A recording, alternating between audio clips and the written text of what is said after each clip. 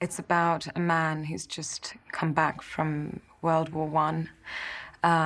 He's trying to, he's been through so much trauma and tries to kind of escape, I guess, himself and the rest of the world, and takes on this job that most people are not very interested in because it's taking care of a lighthouse out in the middle of nowhere. You're away for 2 years, leaves, and just before he goes out, he meets this young woman and they fall in love and they go out together. But they are, they go through a lot of loss, and the film and the story takes a big turn, and it's about great people and good people who, sometimes in life don't make maybe the best choices or the best decisions.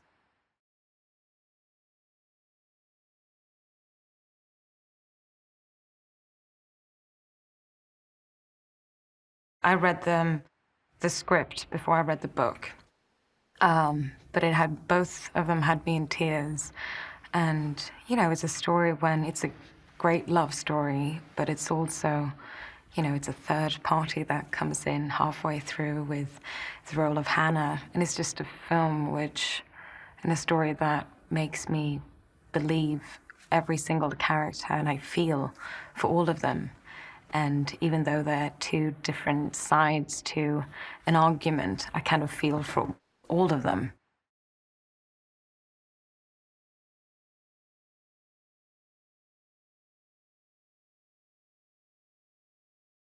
She's very naive in a way, and she's very open. She doesn't think. I think she's a very emotional person. Either if it's black or white, I think she just goes for it. And that makes her, sometimes, she goes with her impulses, which in this story can take her on quite tough journeys. But I admire her for her willpower and her strength and life spirit.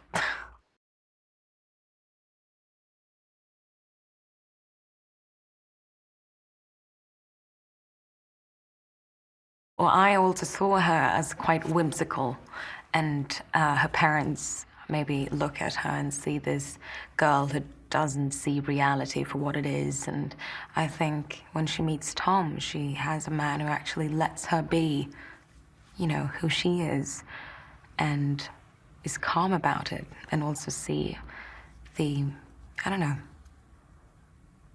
Yeah, I think she feels calm with Tom. She's able to relax and be herself.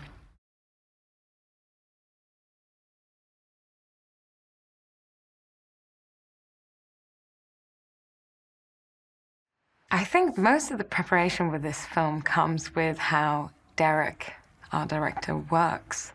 I mean, I've never shot a film the way we do now, and I knew about, I've heard about the way he works, and I was a big admirer of Blue Valentine and The Place Beyond the Pines, and I know I've met a few people that had worked with him before I even met him, and he kind of creates the opportunity and the space for us to just be in it.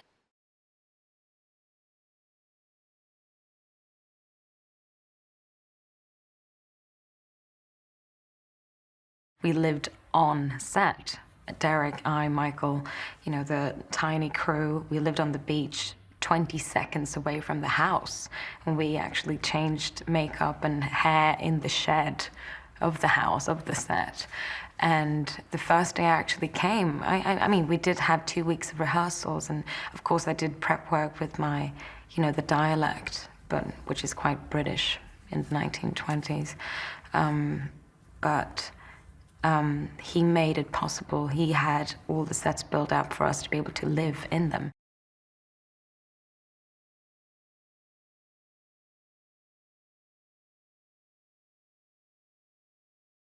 Derek is so humble and so giving in the fact that he just let us be in the scene and kind of see whatever happens, we play it out, and then he just throw out, go back from start, like go with the first sentence again.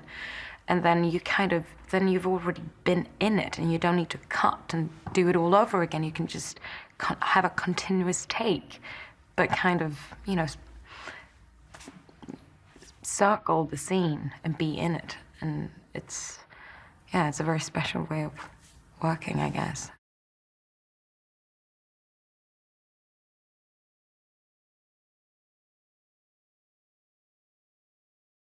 It's been wonderful working with Michael. I've been, you know, a big admirer of his work. I knew that he was attached, and I think I've seen most of his films before, and he is such a committed actor.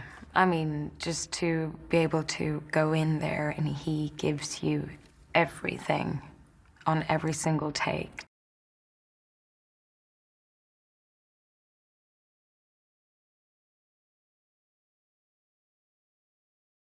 I hope that the audience will, you know, experience what I felt when I read the script, when I read the book. I was, you know, quite thrown by the emotional journey, and I enjoyed being able to just let go and to feel all the, you know, the loss, but also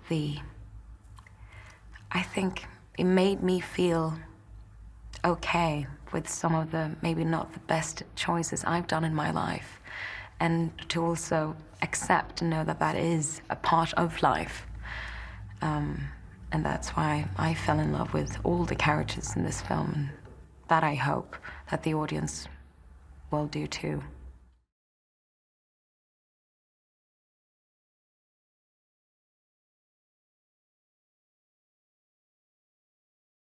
They had me like walk into this shed with my eyes closed, not looking anywhere. I mean, it was pitch black anyway. They took me in there and they put me in my costume for the first time and my makeup. And then they just had me sit there. And I didn't see Derek, I didn't see anyone. And then the AD came in and said, well, Alicia, we're now gonna open this door. There was no windows in the shed.